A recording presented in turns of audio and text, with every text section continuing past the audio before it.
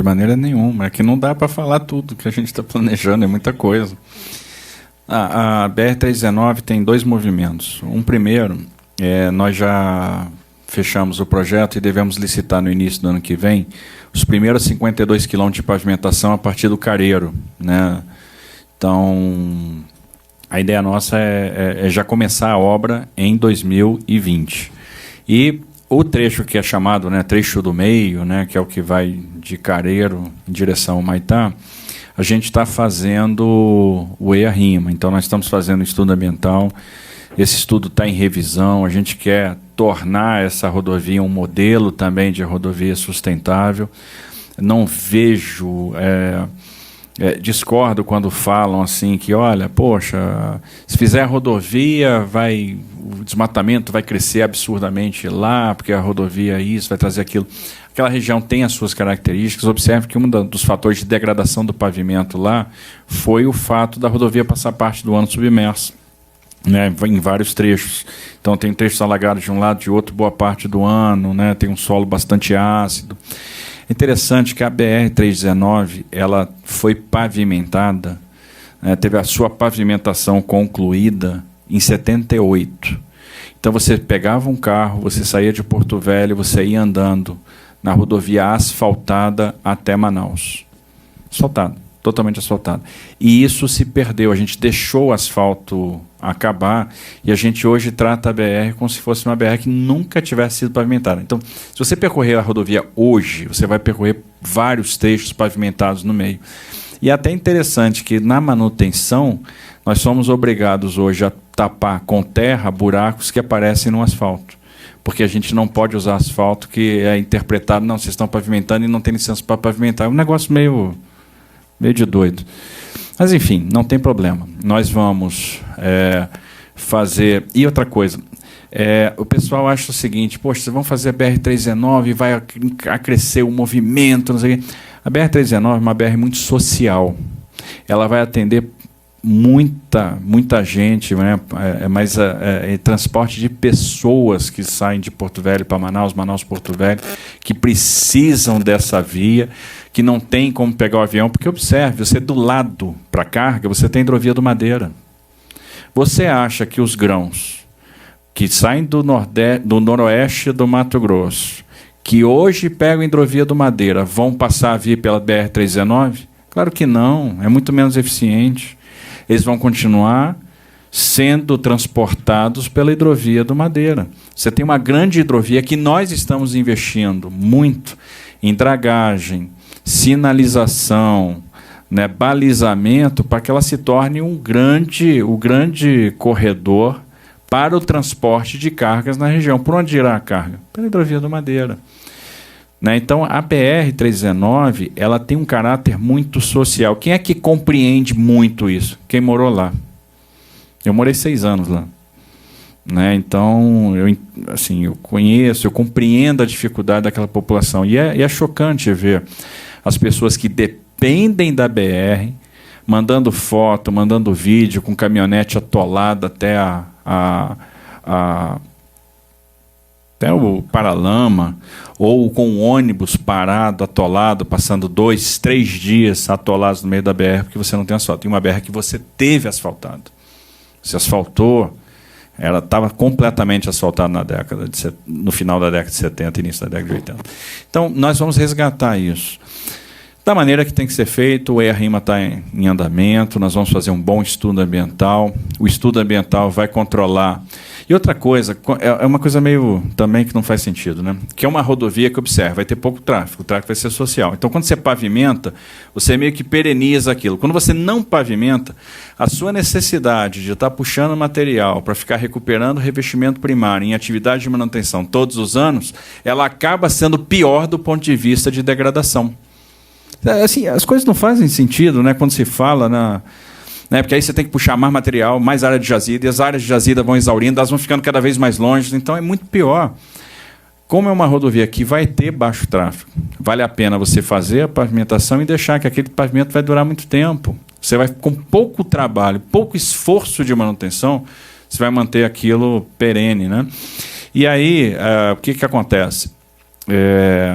O EARIMA vai contemplar controle de processos erosivos, né?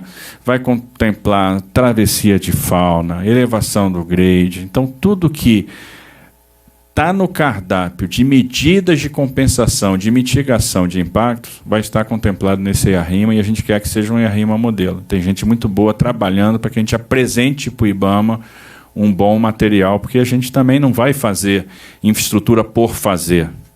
Né? A gente vai fazer a pavimentação sim quando a gente tiver convicção que nós estamos fazendo a coisa correta e que a gente pode fazer um bom trabalho lá sem degradar o meio ambiente. Pelo contrário, eu acho que a pavimentação pode ser um agente de preservação na medida em que evita trabalhos contínuos de revestimento primário com explorações de jazido. Júlio. Ministro, boa tarde. Júlio Viziac, da Folha de São Paulo. Eu tenho muitas perguntas, mas eu vou tentar focar em duas, se o senhor permitir. Primeiro, eu queria esclarecer, da carteira de 231 bilhões de investimentos, 43% é em 2020, 100 bilhões, é isso? Eu queria que o senhor explicasse um pouco qual é o interesse do investidor estrangeiro nesses 40 projetos, especialmente os chineses. Essa é a minha primeira pergunta. A segunda, o senhor mencionou a figura da relicitação, a Via 040. Existe uma disputa muito intensa em relação a Viracopos. Possivelmente uma judicialização a caminho. Eu queria saber de que forma isso não acaba prejudicando a figura da relicitação.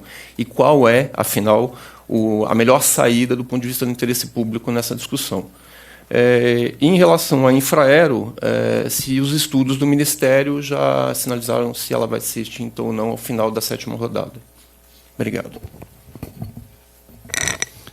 Bom, vamos lá. Interesse dos investidores estrangeiros, a gente está capturando...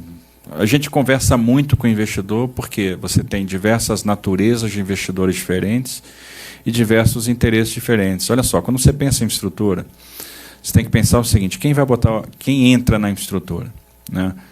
Você tem atores financeiros, que é o braço financeiro. Quem são os atores financeiros? Geralmente investidores de equity, private equities, investidores de dívida, são fundos de pensão que estão pensando longo prazo, são fundos soberanos, né? Então você tem um braço financeiro. Quando você vai aos Estados Unidos, por exemplo, normalmente você vai falar com um braço financeiro, você vai falar com algum fundo que tem investimento aqui. Eu me lembro que quando a gente fez o leilão da Norte Sul, o pessoal disse assim: não veio investidor estrangeiro para cá. E a pergunta que eu fiz para o repórter que tinha me perguntado isso, eu digo: quem disse? Quantos fundos estrangeiros são investidores da Rumo? O Lazar é acionista da Rumo, por exemplo, é um fundo americano, né? Então, você tem um braço financeiro. Por outro lado, você tem operadores de infraestrutura. Então, esses operadores podem fazer seus investimentos diretamente ou não. Às vezes, eles precisam de um braço financeiro. Tem um operador que tem o seu próprio braço financeiro, né? Um Brookfield, Pátria, enfim. Né? E você tem, então, os mais diversos olhares e os mais diversos interesses em cada um desses atores. Por exemplo, quando você fala em porto, tem o pessoal que está investindo na Austrália, que participou das desestatizações da Austrália, tem o MyQuare, por exemplo, que está de olho em Porto de Santos. Né? Se você for na Espanha, você vai falar com o SACIR, que está de olho em rodovia. Né? Você vai falar com a Acciona, está de olho em saneamento, e por aí vai. Cada investidor tem um apetite, tem um interesse. Os italianos estão olhando muito rodovia, né? Os alemães estão olhando ferrovia, e os chineses estão olhando tudo. Né?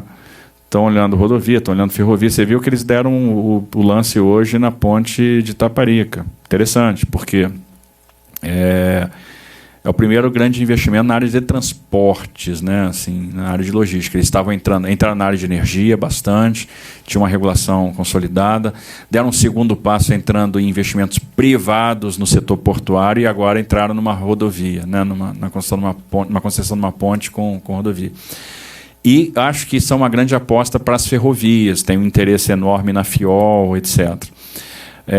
Tem os fundos soberanos árabes que devem participar de equity em determinados investimentos, tem os fundos soberanos. Então é o seguinte: você tem uma série de atores que estão interessados nesses ativos. Cada ativo tem o seu nicho, tem o seu alvo, né? Tem o seu público. E a gente aqui calibra isso nos roadshows, né? Então a gente direciona o discurso mais forte numa área, mais forte noutra, de acordo com o interesse de cada um dos atores. Então eu sei quem está, por exemplo, investindo em Melbourne e que é um potencial cliente para Santos ou para o Porto Espírito Santo. Então esse cara tem uma abordagem. Os operadores aeroportuários todos estão de olho no Brasil, claro, os que já estão no Brasil, a ENA, Vancy, Zurich, Fraport, e nós temos outros tantos que já participaram de licitações, não conseguiram se posicionar e que têm interesse em se posicionar. A gente fala com gente o tempo todo, já tem muita gente estudando os blocos que sequer foram para consulta pública ainda, né? Então, eu acho que vai ter interessado nos nossos leilões, nós vamos conseguir... nós vamos ter um resultado positivo aí em termos de transferência de ativos, né? O programa de concessão caminha para ser um sucesso, será um sucesso, até porque as condições que nós oferecemos, ninguém oferece. Pode procurar, não tem concorrente. Né? A gente está conseguindo tratar bastante a questão da segurança jurídica e com ativos que são estruturados com muita qualidade e oferecem remunerações que em lugar nenhum do mundo vai ter. Então, a gente ganhou uma tecnologia bastante interessante em termos de desenvolvimento de projeto, coisas que eu ouvi no exterior, que eu sempre dizia, olha, nós temos, acho que talvez o maior programa de concessão do mundo. E no exterior me falaram o seguinte, olha, vocês têm o programa mais sofisticado de concessão do mundo, em função da forma como nós estamos estruturando os projetos e tratando os riscos. Na Standard & Poor's nós fomos fazer uma apresentação, né, preocupados com o rating de infraestrutura, o rating desses projetos, e a turma tinha preparado para nós uma apresentação. Só que nós fizemos a nossa apresentação antes, nós dissemos, olha, nós estamos tratando isso, estamos tratando aquilo, e aí a analista lá de risco disse o seguinte, eu tinha preparado uma apresentação para vocês, mas eu não vou nem fazer, porque todos os riscos que eu tinha levantado para debater, vocês já trataram. Então é nessa linha que a gente está indo, por isso que a gente está confiante. A questão de Viracopos é o seguinte, ela está... Eu acho que a gente está mais perto da solução, né? Então, a coisa é muito simples. Veja que as concessionárias brigam muito na justiça. Em todas a gente ganha. Tem uma liminar em primeiro lugar, mas no final a gente ganha. Porque nós estamos com a razão, nós temos o bom direito. O direito está do nosso lado. E eu diria o seguinte, ou o consórcio vai optar pela devolução, pela relicitação, ou vai submeter o processo de caducidade. Mas não tenha dúvida. Não há outra alternativa. E me parece que agora eles já estão sinalizando com a devolução. Parece que a ficha está começando a cair. Que bom. Então, eu não vejo problema. Pelo contrário, na verdade, a sinalização que o governo está dando é a correta, é a boa para o mercado. Porque o mercado está entendendo o seguinte, o Brasil é um país onde se respeita contrato. É um país, quem foi responsável em bid, quem não está conseguindo sustentar seu negócio, não está tendo um beneplácito, um afago do Estado. Ninguém está passando a mão na cabeça. Porque quando isso acontece, o investidor ele fica com a seguinte coisa na cabeça.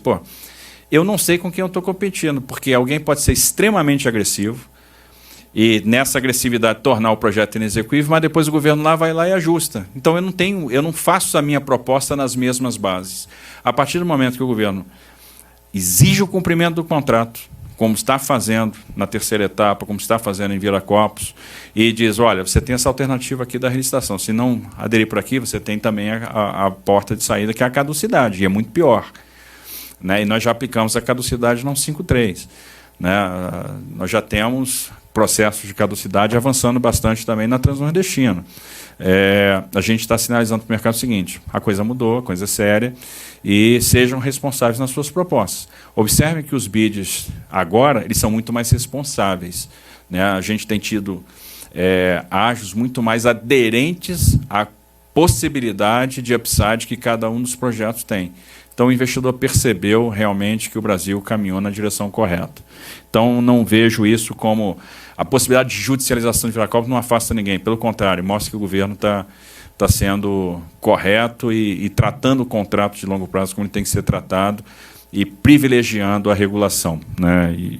Então, é esse o recado que a gente tem que dar para o investidor. E, pelo contrário, o efeito lá fora que surte é o oposto, é de confiança. Puxa, agora a coisa é séria e eu estou competindo entre iguais, é por isso que eu vou entrar nos leilões no Brasil. Gente. Infraero é o seguinte, estamos estudando, a Infraero tem um rol de possibilidades, ela pode entrar na administração de Alcântara, pode ser um negócio extremamente lucrativo com a assinatura do acordo de salvaguarda tecnológica, ela pode fazer, e já está fazendo acordos para administração de aeroportos regionais, porque a partir do momento que eu transfiro a carga dos aeroportos de maior porte para a iniciativa privada, eu tenho que também desenvolver e fomentar a aviação regional, né? E isso também é uma possibilidade de geração de receita com a prestação de serviço. A Infraero hoje tem a receita com a prestação de serviço, tem a geração de receita com a administração de aeroportos regionais e tem uma série de outras receitas que podem vir por aí. Nós hoje estamos estudando, né? A gente estuda várias possibilidades, a gente está estudando, por exemplo, fusão de empresas. Então, existe aí uma possibilidade forte de revocação da empresa para atingir um segmento de mercado que ela ainda não está atingindo e continuar sendo independente, continuar sendo sustentável.